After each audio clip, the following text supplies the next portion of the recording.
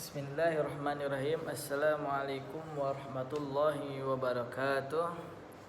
Alhamdulillahi wa kafa. Wassalatu wassalamu ala al-habibil mustafa wa ala alihi wa sahbihi ahli tuqa wal wafa. Subhanaka la ilma lana illa ma 'allamtana innaka antal alimul hakim. Rabbi shrah li sadri wa yassir li amri wahlul 'uqdatam min lisani yafqahu qawli. Baik pemirsa, azani Allah wa iyyakum jami'ah. Semoga Allah Subhanahu wa taala muliakan kita semua dengan keberkahan Al-Qur'an. Kali ini kita akan membahas seputar ilmu tajwid, yang mana pada kali ini kita akan memfokuskan satu bahasan tentang fasahatul lisan yang sebelumnya ada beberapa bahasan terkait fasahatul lisan, yakni ada makharijul huruf, sifatul huruf dan sebagainya. Nah, pada bahasan kali ini kita akan berfokuskan pada sifatul huruf. Nah, baik pemirsa azani Allah wa iyyakum jami'ah. Sebelumnya pada bahasan makharijul huruf kita belajar tentang di mana huruf itu keluar gitu, tempat misalnya dari mana huruf itu keluar. Nah, kemudian pada bahasan yang kali ini tentang sifatul huruf itu akan belajar bagaimana cara mengeluarkan huruf tersebut. Nah, kemudian pada makharijul huruf itu kita belajar kan dari mana huruf itu keluar gitu kan. Pada makharijul huruf itu seperti halnya huruf qa, huruf ain, kan itu keluar dari seperti halnya makhraj dari al-halaq, al-jawf, al-khayshum dan sebagainya. Itu disebut dengan makharijul huruf. Nah, maka pada pembahasan kali ini kita akan membahas tentang bagaimana huruf itu dikeluarkan. Nah, setelah kita ketahui dari mana huruf itu dikeluarkan, kemudian kita harus belajar. Yang pastinya kudu belajar bagaimana cara mengeluarkan huruf tersebut. Nah, seperti misalkan contohnya kita sudah mengetahui bersama huruf dal itu dikeluarkan dari ujung lidah bertemu dengan langit-langit di bagian depan. Nah, kemudian cara mengeluarkannya dengan sifatul huruf. Nah, pada huruf dal ini, kita ketahui bahwa huruf dal termasuk pada huruf qalqalah. Nah, di antara huruf qalqalah kan ada ba, jim, dal, toko. Kalau misalkan dicontohkan pada huruf sukun dari huruf dal bisa seperti ad, id, ud, bad, bid, bud dan sebagainya. Nah, maka pada tujuan pembahasan ini kita belajar agar tidak akan terjadinya sebuah pengkaburan antar satu huruf itu. Nah, pengkaburan antar huruf seperti misalnya ada huruf h, kemudian huruf h, kemudian huruf sin, kemudian huruf so, kemudian ada huruf a, dan kemudian huruf hamzah a gitu. Nah, ini kan menjadi satu hal yang perlu kita bedakan gitu kan. Tidak bisa disamakan antara huruf h yang lembut disamakan dengan huruf h. Kemudian tidak bisa disamakan antara huruf sin dan huruf so. Kemudian tidak bisa disamakan antara huruf ain dan huruf hamzah a gitu. Nah, yang kita ambil seperti ain kan tidak apabila tidak disempurnakan sifat suaranya yang tawasud pertengahan, maka akan menjadi hamzah jika tidak disempurnakan. Seperti huruf ain pada contoh iyyaka na'budu, iyyaka na'budu. Nah, huruf ain tersebut kita harus sempurnakan gitu. Tidak bisa kita tidak menyempurnakannya. Tidak bisa kita baca dengan huruf hamzah iyyaka na'budu. Nah, itu menjadi tidak sempurna.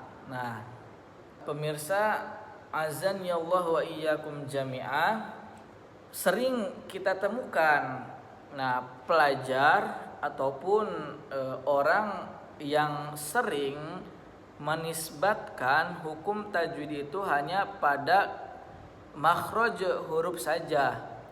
Seperti orang yang ketika ada bacaan yang salah, ada orang yang tidak fasih ketika membacakan Al-Quran, kemudian ketika menegurnya kita biasa mendengar dengan kata wah itu makharijul hurufnya tidak fasih, wah itu makharijul hurufnya kurang tepat, wah itu makharijul hurufnya tidak sempurna. Nah,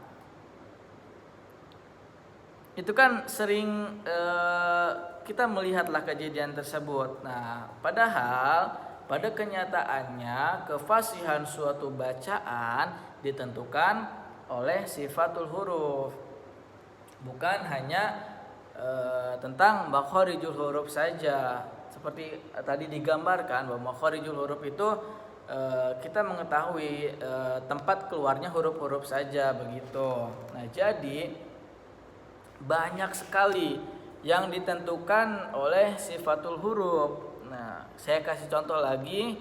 Contohnya itu kan ada dalam sifatul huruf itu ada tebal dan tipis.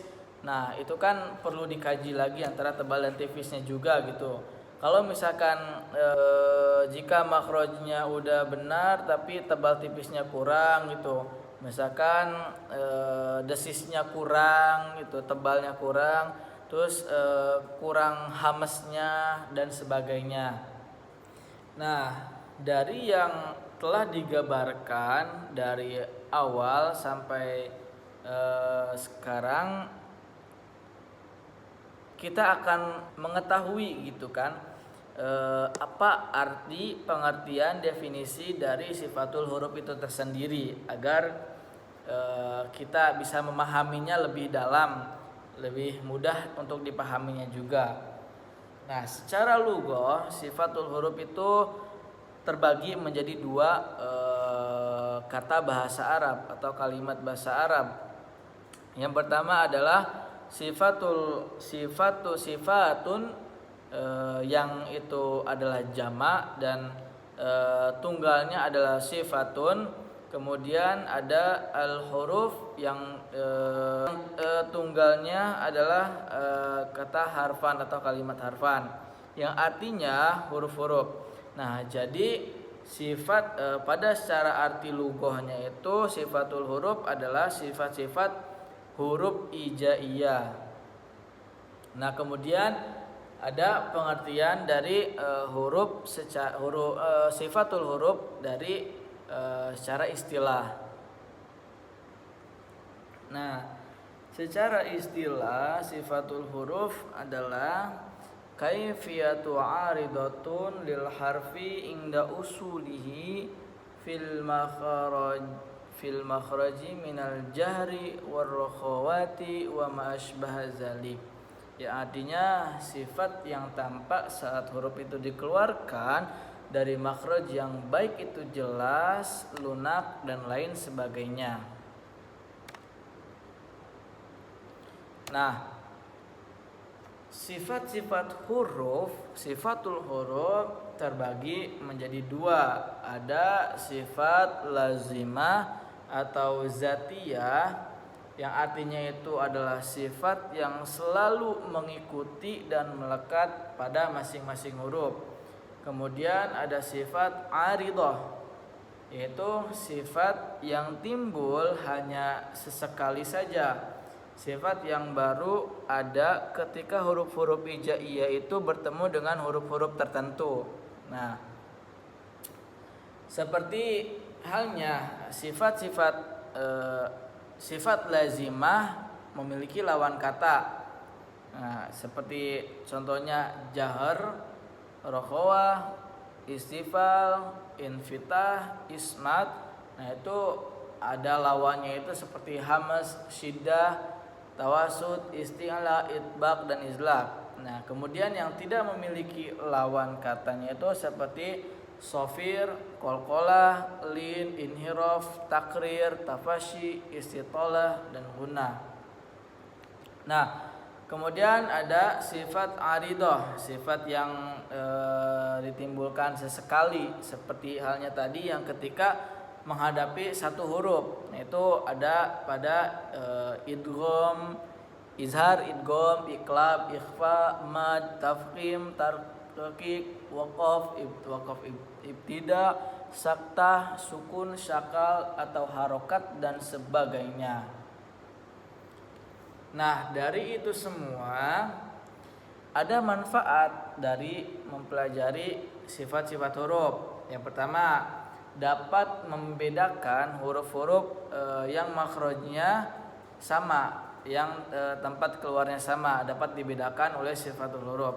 Kemudian mengetahui lemah dan kuatnya suatu huruf. Kemudian dapat memperbagus atau memperbaiki pengucapan huruf. Nah, akhir pembahasan, mari kita dengarkan cuplikan video pembelajaran tentang sifatul huruf ini. Hamas nafas berhembus, jahar nafas tertahan, syiddah suaranya kuat, rokhawahnya mengalir, tawasud pertengahan, hurufnya lin umar. Ayo kawan, kita jaga lisan, isti'la'nya terangkat, istifalnya terhampar, itbaq lidah merapat, infitahnya terbuka, idlaq ringan suara, ismat berat suara. Ini sifat huruf berlawanan. Sofir suara burung, qalqalah mantul-mantul, lin lunak dan mudah, inhiraf condong miring, takrir mengulangi lebih satu kali, tafashi menyebar, istitalah memanjang. Ayolah kawan, kita belajar sifat-sifat huruf yang tidak berlawanan, agar kita mengerti dan juga memahami sifat-sifat huruf secara terperinci.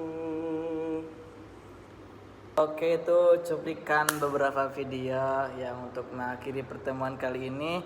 Akhirul kalam, wabillahi taufiq wal hidayah. Wassalamualaikum warahmatullahi taala wabarakatuh.